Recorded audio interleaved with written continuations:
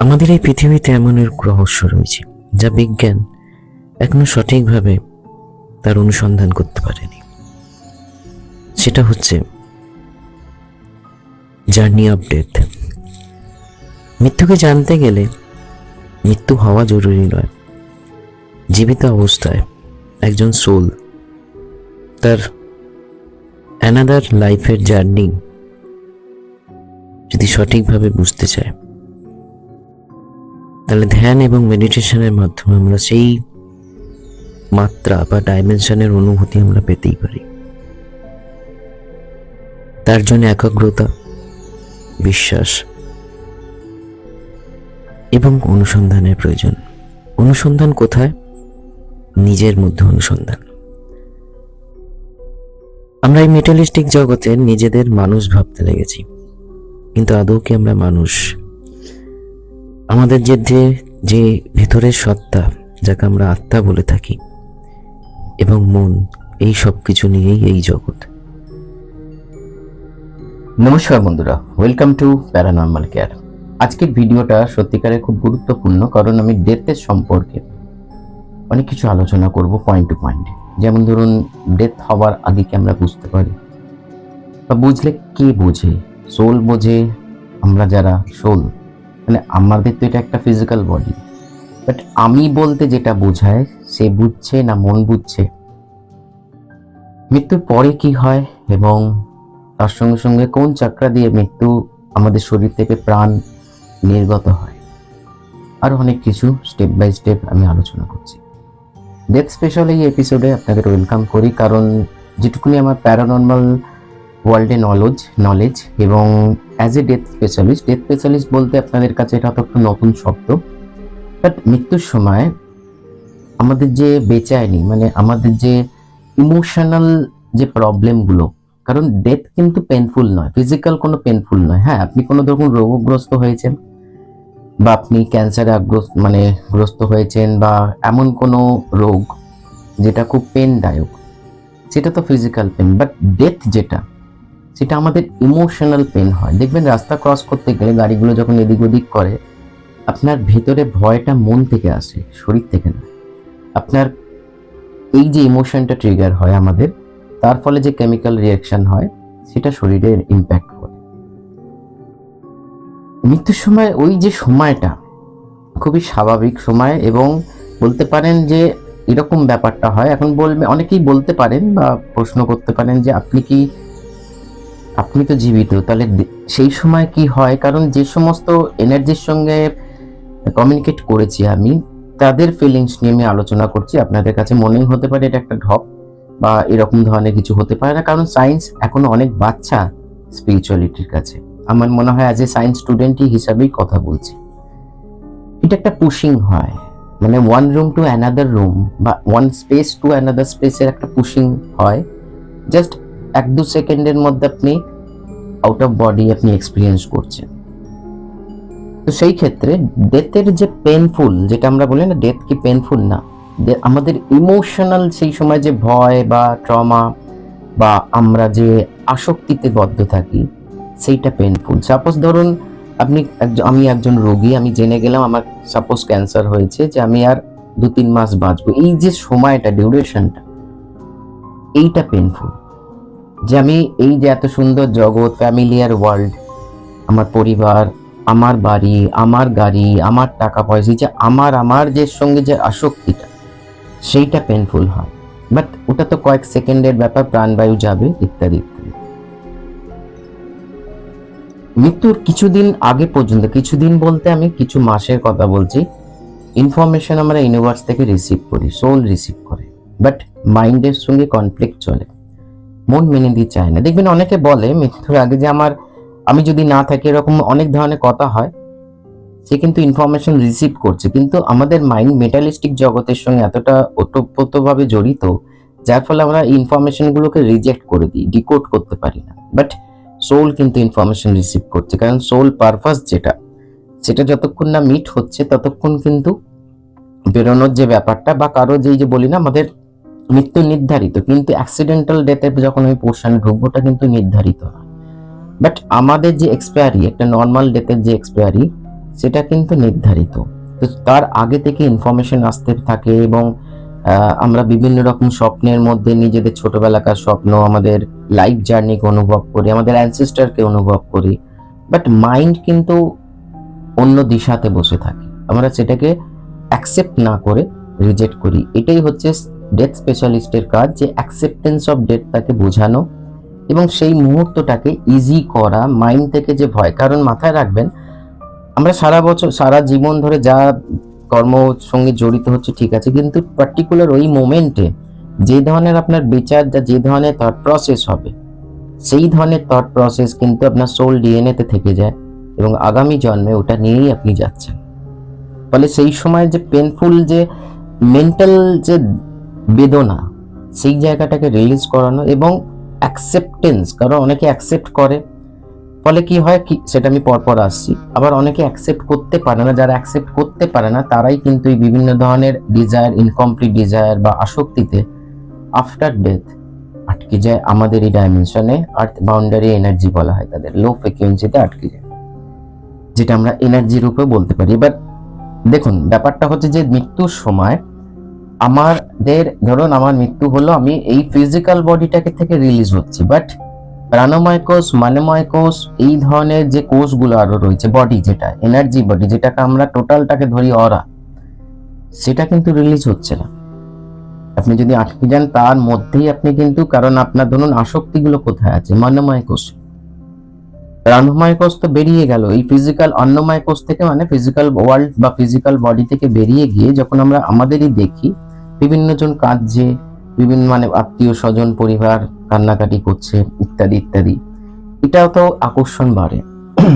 কিন্তু এই সময় যারা বুঝতে পারে, যারা ধরুন স্পিরিচুয়াল পাতে রয়েছে, যারা ধরুন মেডিটেশন পাতে রয়েছে, তারা কিন্তু অ্যাকসেপ্ট করে নেয় ডেথটাকে, যে তার এই জীবনের জার্নি কমপ্লিট, তাকে ইনকমপ্লিট যেগুলো রয়েছে বা আরো কিছু লেসন নিতে গেলে নতুন জীবনের দরকার। ফলে কিন্তু আমাদের ডাইমেনশন ছেড়ে সে বেরিয়ে যায়, ইনস্ট্যান্ট নয়, একটা আমাদের রিচুয়াল অনুযায়ী বা বিভিন্ন ধর্মের যে রিচুয়ালস গুলো রয়েছে যেগুলো করার পর বেরিয়ে যায়। সো আগে থেকে আমরা কিন্তু ইঙ্গিত পেতে পারি, পেতে থাকি। অনেকে অ্যানসেস্টর দেখে, অনেকে বিভিন্ন রকম অ্যাঞ্জেলস দেখে, যেটা আমরা বলি না যে আমাদের যমদূত নিতে আসে। তো এই ধরনের কনসেপ্ট গুলো এমনি এমনি আসেনি। ডেথ অ্যাঞ্জেল হয় কিছু, তারা আসে, কিন্তু সেখানেও কিন্তু আমাদের ফ্রি উইল কাজ করে ফ্রেন্ডস। আমাদের যেমন এই জীবন, সাপোজ ধরুন আমার কাছে, কিছু মাইন্ড করবেন, আমার কাছে ধরুন একটা দেশলাই আছে, সেই দেশলাইটা দিয়ে আমি ঘর জ্বালাবো না রান্না করব, সেটা আমাদের ফ্রি উইল। বাট দেশলাই আগুন তৈরি করে। তেমনি ফ্রি উইল আমাদের সারা জীবন থাকে, একটা গড উইল, একটা ফ্রি উইল। সেই সময় চয়েস দেওয়া হয় যে আমি কি আমার এই ডাইমেনশনে থাকবো, আমার সারাউন্ডিং যা আমি পরিবারের সঙ্গে মিলিট করেছি না করেছি, না আমি অ্যানাদার লাইফের দিকে স্পিরিট ওয়ার্ল্ডে মুভ করব, যেখান থেকে আবার নতুন ভাবে পরিকল্পনা করে আমাদের এই, এবার জন্মটা সবসময় যে আটতেই হবে এর কোনো মানে নেই। মাল্টিভার্স বলে একটা কনসেপ্ট রয়েছে, সেখানেও আমরা কিন্তু আসতে পারি, বাট ফ্রি উইলটা সব জায়গায় কাজ করে। কিন্তু যারা ধরুন বেশি আসক্তিদের মধ্যে থাকে, রিভেঞ্জের জন্য, হিংসার জন্য, প্রতিশোধের জন্য, বা এটা আমার গাড়ি, এটা আমার বাড়ি, এটা আমার পরিবার, অনেকে দেখবেন বলে যে আমি থাকতে থাকতে যদি মেয়েটার বিয়ে হয়ে যেত, আমি থাকতে থাকতে যদি এই বাড়িটা কমপ্লিট হতো, এই ধরনের যে কনসেপ্ট গুলো থাকে আমাদের, যদি তার আগে যদি সেই ডিজায়ার গুলো ইনকমপ্লিট থেকে যায়, ট্র্যাপ চলে আসে তখন, রাইট? এখান থেকে প্যারানর্মাল ওয়ার্ল্ডের সূত্রপাত।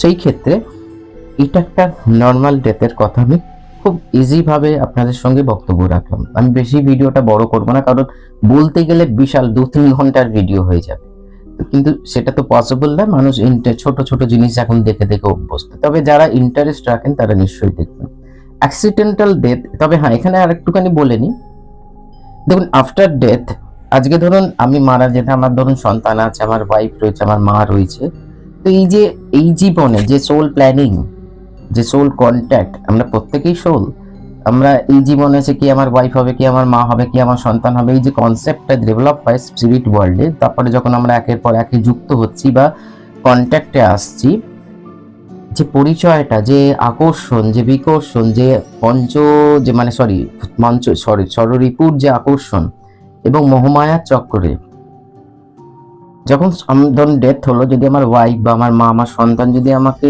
যতই রিচুয়াল করুক, যদি ধরুন আমি আসক্তিতে আটকে যাই, এমনি কোনো আসক্তির ব্যাপার থাকছে না, বাট আমি আমাকে সাধারণভাবেই বলছি, যদি আমি আসক্তিতে আটকে যাই যে আমার ওয়াইফকে ছেড়ে কি করে যাব, আমি আমার সন্তানকে ছেড়ে কি করে যাব, অতি অবশ্যই উচিত যে যারা জীবিত রয়েছে, আমার ওয়াইফ, আমার মা, আমার মানে সন্তান, তাদের বলা উচিত যে আপনি মানে তুমি যতক্ষণ থেকেছো খুব ভালো জীবন কাটিয়েছো, তোমার সঙ্গে জীবনটা আমরা খুব সাকসেসফুলি রান করেছি, তুমি এখন লাইটের দিকে যাও এবং নেক্সট জীবনে প্ল্যানিং করো, আমরা ঠিকঠাক অ্যারেঞ্জ করে নেবো।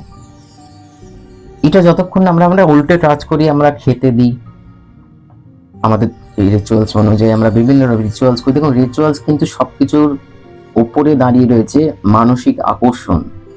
আপনি প্রেতশিলাতে যান, আপনি গয়াতে যান, আপনি এমনি যান, যেখানে ইচ্ছে যান, যা ইচ্ছে করুন, বাট যতক্ষণ না আকর্ষণ কাঁচি মারা হচ্ছে ততক্ষণ কিন্তু সোল কিন্তু এনার্জি কিন্তু আমাদের এখানেই, আমাদের সারাউন্ডিং। ফলে তার আমরা বিভিন্ন রকম স্বপ্ন দেখি, আমরা বিভিন্ন রকম ভাবে অনুভব করি, হঠাৎ করে মনে হয় যে, তখন আমরা এটাকে সায়েন্সের ব্যাখ্যা যদি করি, এটা হ্যালুসিনেট করছি, রিসেন্ট ডেথ হয়েছে, বাট তা কিন্তু নয়, তাহলে তো সারা জগৎ হ্যালুসিনেট করবে। সোল তার এক্সিস্টেন্স বোঝায় আফটার বডি, কারণ তার কাছে আরো দুটো বডি, এখনো কিন্তু 4টে বডি মজুদ আছে। ফলে প্রাণময় কোষ আর মনোময় কোষের মাধ্যমে তার অস্তিত্বকে বোঝায়। বাট এটা মাথায় রাখবেন, আমি এত ডিপে যাব না, কারণ এটা এই কনসেপ্টটা ডেভেলপ করতে গেলে বা আপনাদের সঙ্গে শেয়ার করতে গেলে আরো লেন্দি ভিডিও হয়ে যাবে। সোলের কিন্তু কোনো জেন্ডার হয় না যে এটা পুরুষ। এবার আমি ধরুন একটা ছেলের শরীরে আছি, তো বাট আমার সোল না ছেলে না মেয়ে, বাট এনার্জি বডি, যেটা যে বলেন আপনি মেল স্পিরিটকে দেখা গেছে, ফিমেল স্পিরিটকে দেখা গেছে, যেটা এনার্জি বডিকে আমরা রিয়েলাইজ মানে আমরা অনুভব করি বা আমরা দেখতে পাই। সোলের কিন্তু আসল জিনিস নয়। যেমন কিরকম ভাবে বোঝাই, ধোঁয়া আকৃতি বা একটা, কিন্তু যখন যদি বডি ফর্মেশন হয় তখন কিন্তু আমরা সেই বডিটাকে দেখতে পাচ্ছি বা সেই জিনিসটাকে। এবং এগুলো বেশিরভাগ অ্যাক্সিডেন্টাল ডেথে ঢুকছি, যখন কোনো রকম মানুষের অ্যাক্সিডেন্ট রিলেটেড ডেথ হয়, সে ইনস্ট্যান্ট জন্ম নিতে পারে, সেখানেও কিন্তু ফ্রি উইল থাকে। দেখুন, নর্মাল ডেথ, অ্যাক্সিডেন্টাল ডেথের অনেকগুলো ক্যাটাগরি আছে, সবটার মধ্যেই কিন্তু আপনি চয়েস পাবেন যে এখানে থাকবেন না, তুমি স্পিরিট আবার নতুন প্ল্যানিং এর দিকে যাবে। বাট যতক্ষণ না সোল ঠিক করছে যে আমি এখানে থাকবো কি আমি আনাদার ওয়ার্ল্ডে যাব, যখন কোনো অ্যাক্সিডেন্টাল ডেথ হয় না, সেখানেও চয়েস থাকে। এবার সেই চয়েসটা আমাদের কি হয় একটু দেখে নিই। হ্যাঁ, সেই চয়েসটা কি হয়, অনেকের কি হয় ইনস্ট্যান্ট বার্থ হয় কিন্তু, বা সাপোজ ধরুন আমি একটা কেস হ্যান্ডেল করছি, তার হিলিং চলছে, সেই মেয়েটির তার বার্থ মার্ক এইখান থেকে পুরো পায়ের অব্দি এরকম পুরো, মানে যেরকম একটা মানুষকে পোস্টমর্টম করলে যেরকম হয় পুরো চেরা, মানে তার যখন আমি তার মানে আকাশিক করি, যখন দেখা যায় পাস্ট লাইফে তার অ্যাক্সিডেন্টাল ডেথ হয়, এবং তার ওই সময়কার এমন ভাবে অ্যাক্সিডেন্টটা হয় যে পুরো শরীরে ওরকম দাগ পড়ে একটা, যেটা অ্যাক্সিডেন্ট যেটা হয়, এবং ব্রুটাল অ্যাক্সিডেন্ট হয়, মানে কোনো সাধারণ অ্যাক্সিডেন্ট না, ইনস্ট্যান্ট সে কিন্তু জজমেন্ট দিকে গেছে, যার ফলে ডেথ মার্ক সেটা বার্থ মার্কে পরিণত হয়েছে। এরকম অনেকের দেখবেন শরীরে বিভিন্ন জায়গায় কোনো রকম কিছু চিহ্ন থাকে, এটা আগের জন্মে তার অ্যাক্সিডেন্টাল ডেথের জন্য। এবার সব ক্ষেত্রে নয়, সেটা দেখলে বোঝা যায়, বা সেটা যদি আপনি পিএলআর এর থেকে হচ্ছে আকাশিক রেকর্ডের দিকে যান, তখন কিন্তু ডিটেলসে বোঝা যায় যে এই হিউম্যান, যেটা আজকে ধরুন মেয়ে শরীর বা ছেলের শরীর, সে আগের জীবনে কিরকম ছিল না ছিল, বা তার ডেথ কি করে হয় না হয়, ইত্যাদি ইত্যাদি। সেখানেও কিন্তু চয়েস থাকছে। অনেক সময় অ্যাক্সিডেন্টাল ডেথে যে সমস্ত এনার্জির সঙ্গে মিট করা হয়েছে, আমি আমার কথার বলছি, যখন ইনস্ট্যান্ট সাপোজ ধরুন আপনি ঘুমোতে ঘুমোতে বাসে যাচ্ছেন, সেই বাসটা পাহাড় থেকে পড়ে গিয়ে অ্যাক্সিডেন্ট হলো, আপনার ইনস্ট্যান্ট, সেই সময় সোল অনেক সময় বুঝতে পারে না, এনার্জি রিলিজ হওয়ার পর প্রাণময় কোষ বা ফিজিক্যাল বডি থেকে বেরিয়ে যাওয়ার পর সে ফিজিক্যাল ওয়ার্ল্ডে আছে না এনার্জি ওয়ার্ল্ডে পৌঁছে গেছে, এটা বুঝতে বুঝতেই তার অনেক সময় লাগে। ফলে সে বিভিন্ন রকম ভাবে কমিউনিকেট করার চেষ্টা করে, এবং যে পোর্টালটা ওপেন হয়, পোর্টাল তো সবসময় ওপেন থাকে না, পোর্টাল ওপেনের একটা নির্দিষ্ট সময় থাকে, পোর্টাল ব্লক হয়ে গেলে সে বিভিন্ন রকম, যারা ধরুন আমরা মেডিটেশন পাতে রয়েছি বা প্যারানর্মাল পাতে, আমরা তাদের এনার্জি কন্ট্যাক্ট করার চেষ্টা করে রিলিজের জন্য। এনার্জি নিয়ে আরো ডিপলি ডিসকাস করা যায়, যেটা আমি অন্য এপিসোডে করব, বিভিন্ন রকম এনার্জি সম্পর্কে, আমাদের আর্থ বাউন্ডারি এনার্জির মধ্যেই কথা বলবো।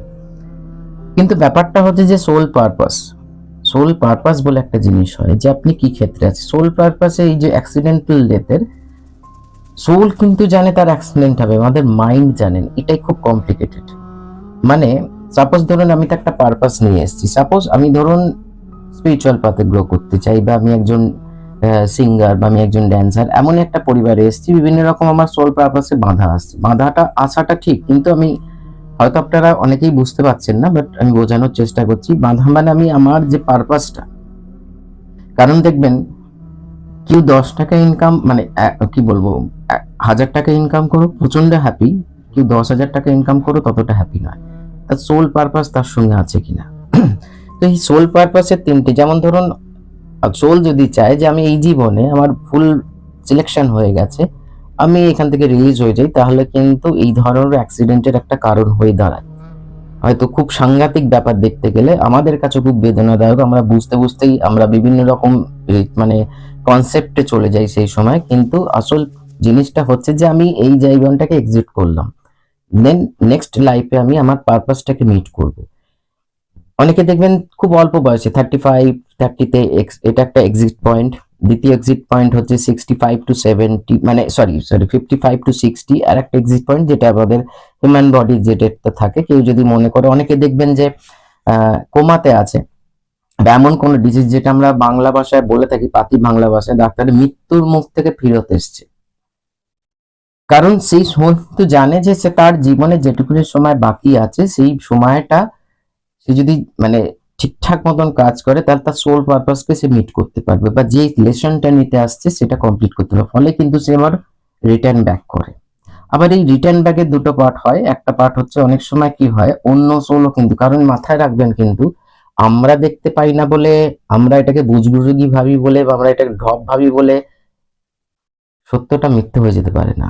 এটা আপনার আমার ভাবনা, তাতে জগতে কিচ্ছু যায় আসে না, ইউনিভার্সেরও কিছু যায় আসে না।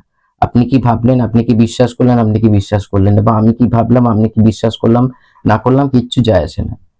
সেই ক্ষেত্রে আমাদের এই এনার্জি ওয়ার্ল্ড নাই, যে অলওয়েজ প্যারানর্মাল ওয়ার্ল্ড আমাদের ওয়ার্ল্ডের প্যারালালি চলছে, এনার্জি ওয়ার্ল্ড। এই মুহূর্তে অনেক সোল আমাকেও শুনছে, আপনাকেও শুনছে, আপনি যখন যে জায়গা থেকেই দেখুন না কেন, অলওয়েজ একটা বডি থাকা দরকার বা পাওয়ার জন্য। সেই সময় দেখবেন আমাদের যে মৃত্যুর পর আমাদের চোখে তুলসী পাতা, নাকে তুলসী পাতা, তুলো, এক্সিট পয়েন্ট গুলোকে ব্লক করে দেওয়া হয়। অন্যান্য ধর্মের দুটো আঙুলকে পায়ে বেঁধে দেওয়া হয়, যাতে এক্সিট মানে বেদ মানে আর ঢুকতে না পারে অন্য কোনো। আমাদের দেখবেন প্রথা আছে যে যতক্ষণ না বডি দেওয়া হচ্ছে ছুঁয়ে বসে থাকা, এটাও একটা কারণ আছে, যে যাতে অন্য কোনো এন্টিটি অ্যাটাক না করতে পারে। এরকম হয় কিন্তু কেস, অ্যাটাক হয়ে যায়, বডি জ্বলতে চাইছে না, অনেক সময় লাগছে, এইগুলো হয়। এবার আবার অনেক রকম অনেকে ব্যাখ্যা করবে, সেটার আমি দিকে যাচ্ছি না। তো এই যে পোর্শনটা, এটা একটা বড় ব্যাপার। বাট সুইসাইডাল কেস এই সম্পূর্ণ আলাদা, ওখানে কোনো চয়েস নেই। কারণ আপনি ইউনিভার্সের বিরুদ্ধে গিয়ে, মাদার নেচারের বিরুদ্ধে গিয়ে, আপনাকে যে লাইফটা লিড করতে দেওয়া হয়েছে, আপনি যে পারপাসে আপনি এই জীবনে এসেছেন, আপনি এখানে জীবনটাকে এমন ভাবে ঘেঁটে ফেলেছেন, যার ফলে আপনি এখান থেকে একটা কুইট করতে চাইছেন। সেই কুইটনেসটা কিন্তু নেচারের বা ইউনিভার্সের বিরুদ্ধে বলে এখানে নো চয়েস। আপনি যে অবস্থায় আপনি মানে এই ধরনের সুইসাইডাল ডেথের দিকে যাচ্ছেন, সেই অবস্থায় ধরুন সাপোজ সাপোজ ধরুন আমি আমার কথাই বলি, ধরুন আমার 80 বছর বাঁচবার কথা, আমি 40 বছরে এসে আমি এরকম একটা কমিট করলাম। বাকি যে 40 বছর আমাকে কিন্তু এই ডার্ক ওয়ার্ল্ডে, এনার্জি ওয়ার্ল্ড, কারণ এটা ফ্যামিলিয়ার ওয়ার্ল্ড, এখানে আমাদের ফ্যামিলি আছে, আমাদের মানুষ, মানে আমরা আমাদের একে অপরকে সুখ দুঃখের কথা শেয়ার করতে পারি। বাট এনার্জি ওয়ার্ল্ডে কিন্তু কোনো কমিউনিকেশন এরকম নেই। তো সেই ক্ষেত্রে যে সমস্ত সুইসাইডাল মানে সোলের সঙ্গে, এনার্জির সঙ্গে আমি মিট করেছি বা কমিউনিকেট করেছি, প্যারানর্মাল ওয়ার্ল্ডের কথাই বলছি, তাদের ডিসিশন এরকম হয়েছে যে আমি আগের অবস্থা, মানে এটা আমরা তো তখন বুঝতে পারি না, কারণ আমাদের ডেথ ওই ওয়ার্ল্ডটার সম্পর্কে কোনো আইডিয়া নেই। বাট আমরা কিন্তু স্টেপ ফেলে ফেলি যে আমি লোনে ভরপুর হয়ে গেছি, আমার ফ্যামিলি আমাকে রিসেন্ট আজকেই একটা এরকম ধরনের ঘটনা ঘটেছে, আমার খুব পরিচিত সুইসাইড করেছে। এই যে স্টেপটা, এখানে কিন্তু আমি কি এই না না বৃত্তান্ত অনেক কিছু জুড়ে রয়েছে, অত কিছু যাচ্ছি না। বাট এটা আমি কুইট করলাম, আমি এই ব্যথাটাকে নিতে পারছি না, কুইট করে। ফলে এটা সম্পূর্ণ প্ল্যানিং এর বিরুদ্ধে চলে যায় বলে এখানে আপনি কোনো চয়েস পাবেন না, আপনাকে লোয়ার এনার্জিতে থাকতে হবে। হ্যাঁ, কিছু ভৈরব চ্যান্ট মানে রিচুয়ালস আছে, সেগুলোর মাধ্যমে আমরা সোলকে, তার ভাইব্রেশনকে আপার করতে পারি এবং তার চিন্তাধারাকেও আপার করতে পারি। তো মানে হায়ার করতে পারি, আপার মানে হায়ার করতে পারি লোয়ার ভাইব্রেশন থেকে। ডেথ একটা সম্পূর্ণ আলাদা জিনিস। বেশিরভাগ এটা একটা জার্নি ফ্রেন্ডস, এটা একটা জার্নি বলতে যেমন লাইফ একটা বিশাল বড় চ্যাপ্টার, ডেথ কিন্তু একটা বিশাল বড় চ্যাপ্টার। কারণ লাইফ আফটার ডেথ এই যে কথাটা এমনি আসেনি, কিন্তু জীবনে মৃত্যুর পরও একটা জীবন থেকে যায়, যেটা এনার্জি ওয়ার্ল্ড থেকে আবার ফিজিক্যাল ওয়ার্ল্ডে ব্যাক করছে বা আদার্স কোনো ডাইমেনশনে ব্যাক করছে।